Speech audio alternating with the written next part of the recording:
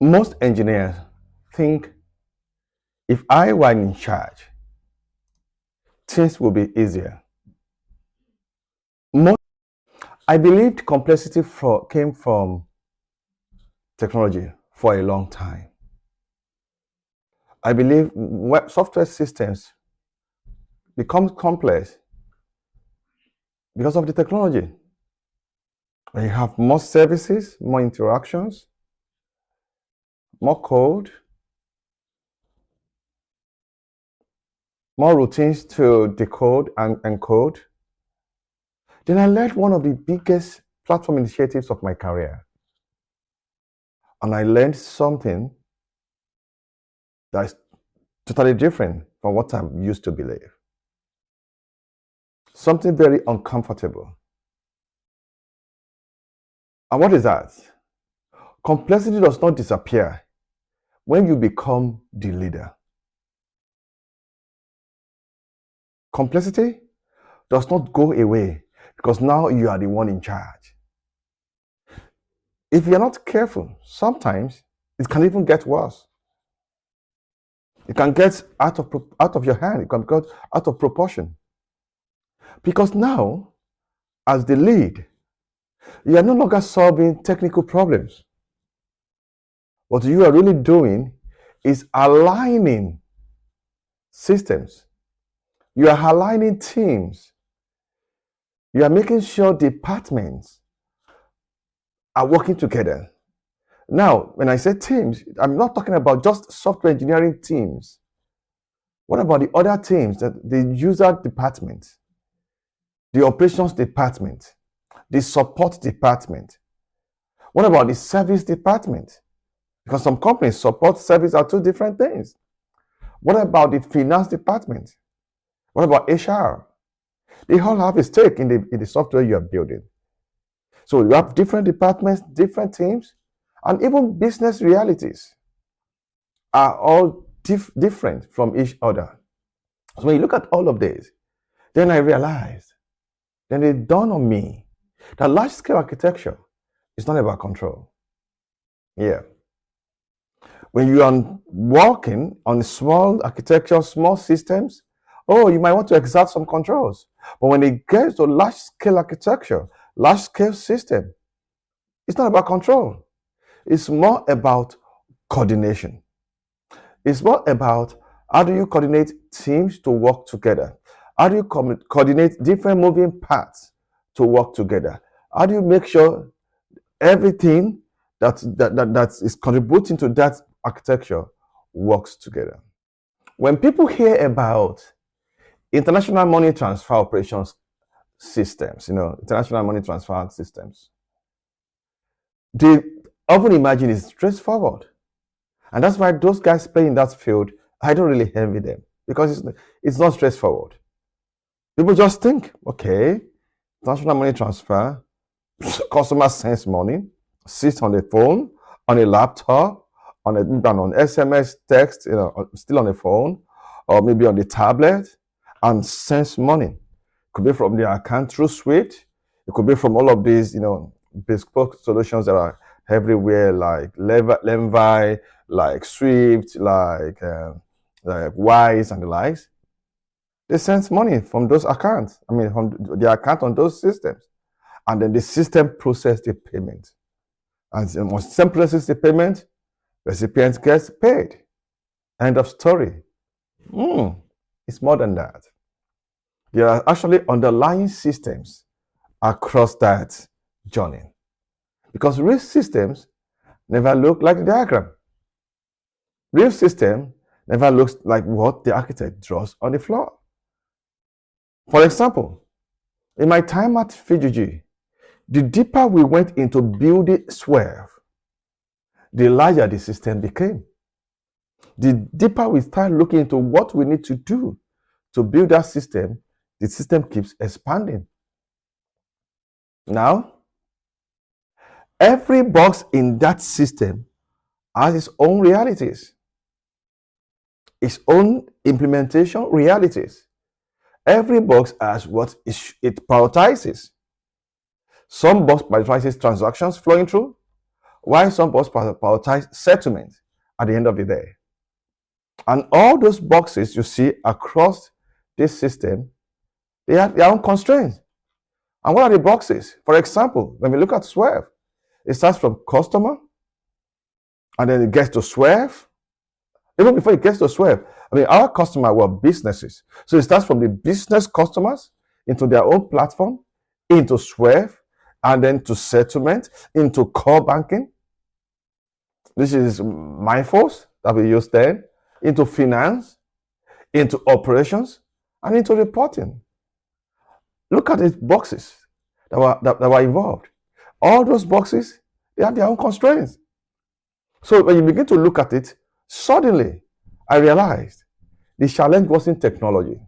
No. The challenge was making this entire ecosystem behave as one system. This entire ecosystem of Swerve, because the customers of our customers, their own solution, which may be in different systems, different boxes as well, and then our own system, Swerve, and then settlement and core banking, operations, bank, and the like, all those third-party integrations. So the challenge was really making all of those systems work together as one. While building this system, settlement turned out to be one of the hardest problems to solve. And I can tell you, real time, it was very hard. Not because logic was difficult. I mean, we know what we want to do. If the money goes to this, you want this to happen. You want to credit this account. You want to debit this account. You want to make sure the money balances. Whatever is deducted is paid out. The logic was very easy, was straightforward. I won't say very easy, but was straightforward. But because settlement sits where multiple realities meet, it was hard. Settlement is an interconnection of different flows. Why?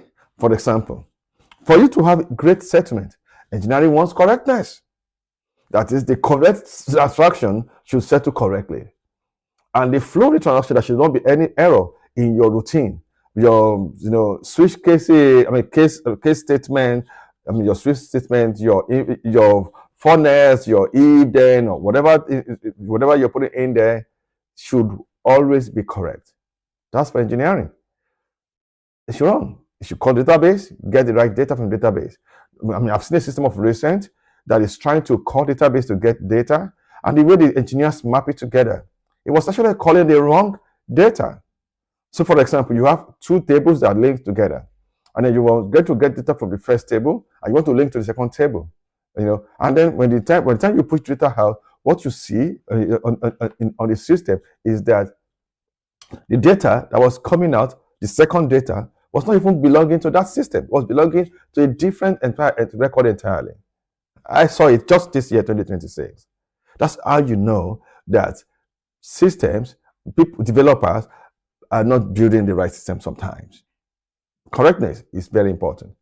But what about finance? They want reconciliation. They want, at the end of the day, everything must reconcile. And all of this is about settlement, right? Yeah.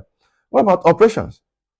If they're going to be able to settle later properly, they want reliability. A system they can rely on so that when they are settling, they know that whatever the system gives to them is correct, is perfect. What about the business? What about the business? They want speed.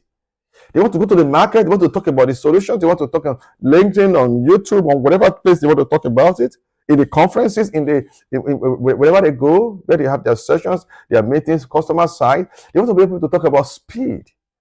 And if you look at all of these, they are right in their own perspective. All of them are very correct, are very right. So we have to go through multiple iterations. Multiple iterations. Again and again and again. We have to go through multiple iterations. Not because the people that were building that system were incompetent. Not at all. Not because we have the wrong kind of engineer. Not at all. As a matter of fact, as at that point in time, when it comes to payment, we had the best engineers in Nigeria while we were building a solution. If I want to say I would say some of the best engineers in the country I was one of them. I was one of the best implementing in the country. I don't want to mention the names of others because I've not gotten permission to mention their name. But we have one of the best. Some of them today are working in Microsoft, are working in different places, Because every iteration exposes a new assumption, so we have to keep iterating. There is engineering assumptions that we had as engineering. There is finance assumption that they have as finance and they expect to be met. And there is settlement assumptions too. All of these assumptions have to be put together. There is customer assumption, when the businesses that are linked to us, that are connected to our systems. And every one of those assumptions looks reasonable. But until real transaction expose the gaps in all of our assumptions. When we start taking transactions, when transactions started coming in, we realize that those assumptions were not fully correct. And that, for me, was a major lesson. And what is that lesson? That large systems, they really fail because technology is difficult. Not at all. Technology is there, it's simple, it's easy. If you know the technology, you can apply it. They fail because assumptions are different across systems. Engineering looks at end-to-end of the system and they make their assumptions. Finance come in and say, okay, these assumptions are okay, but you have to add this. And then operation comes in, you have to add this. And at the end, transaction come in and it was something else. They fail because assumptions are different.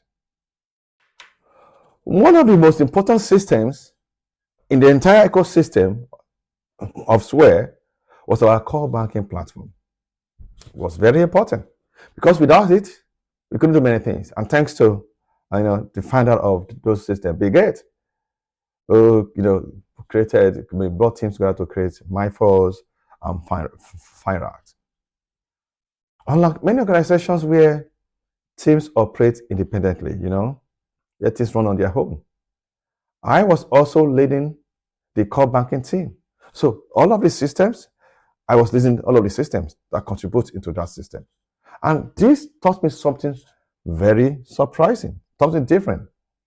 Even when leadership is aligned, system can still be difficult to align. Even when the contributing teams are aligned, systems can still be difficult to align. Think about that.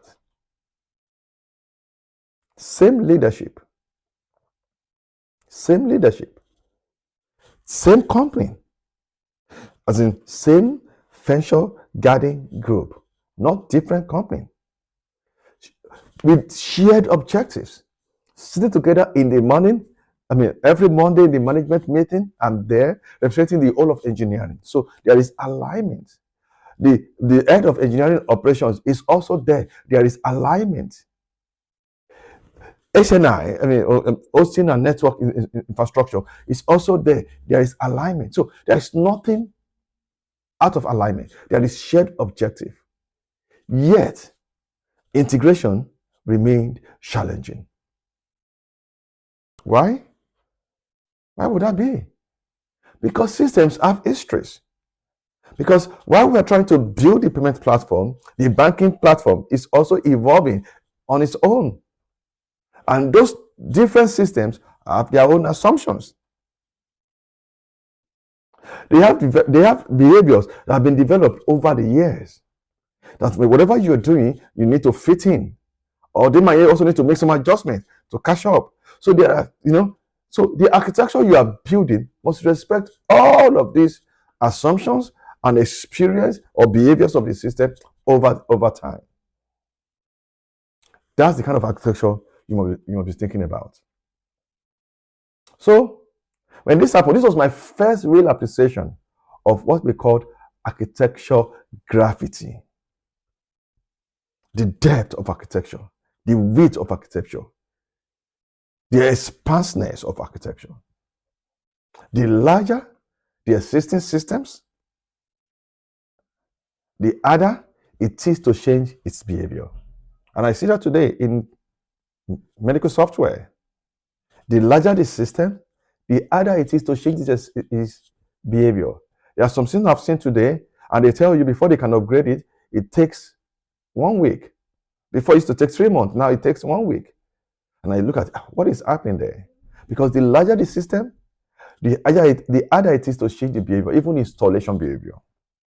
Without going deep into all of the nitty-gritty of Swerve, one of the most important lessons from Swerve that I learned in this period was this.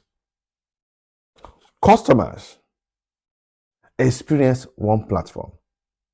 The customer could be one-on-one customer, everyday customer, and customers could be businesses that integrate into your solutions as a platform. But they experience one platform. But as an architect, you manage many systems for that singular experience. The customer doesn't care which teams owns settlement. The customer doesn't care which teams owns onboarding. The customer doesn't care which team owns integration to the bank. They doesn't even know which teams owns core banking. That's not their business. The customer does not care which teams owns finance integration. They don't care. They only care that the experience works 99.9999% of the time. If possible, 100% of the time. That's what they care about.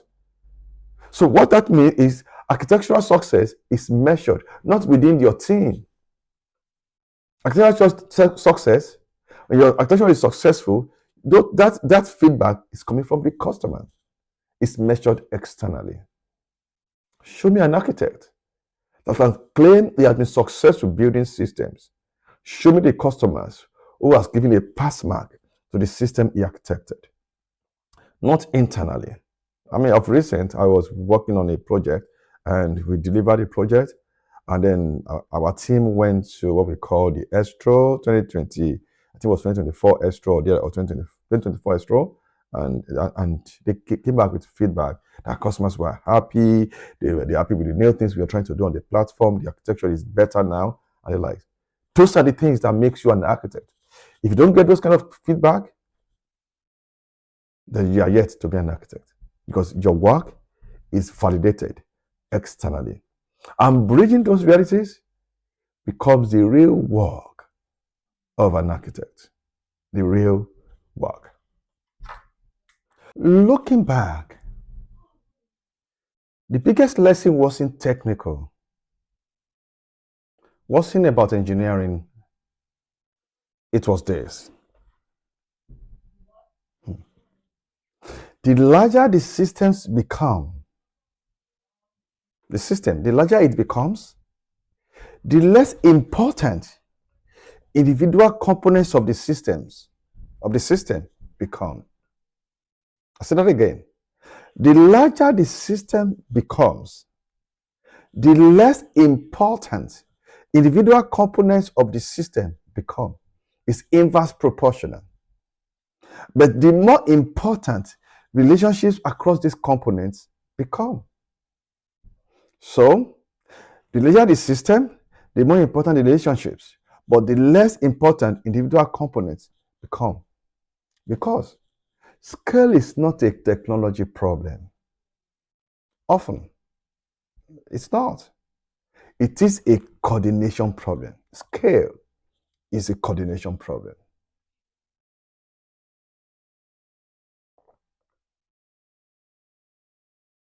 And once you understand that scale is not a technology problem, but more of a coordination problem, you start making different decisions. You stop optimizing for components, stop optimizing the components, and start focusing on the interactions. You start optimizing the interactions, the coordinations across these components.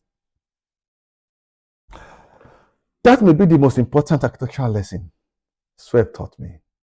In the next video, we will explore something every architect eventually discovers. That there are no perfect decisions when it comes to architecture. No. What you have are trade-offs. What trade-offs are you willing to make? Because the quality of your architecture is often determined by the trade-offs you choose. Choose the wrong trade-off, it messes up your architecture.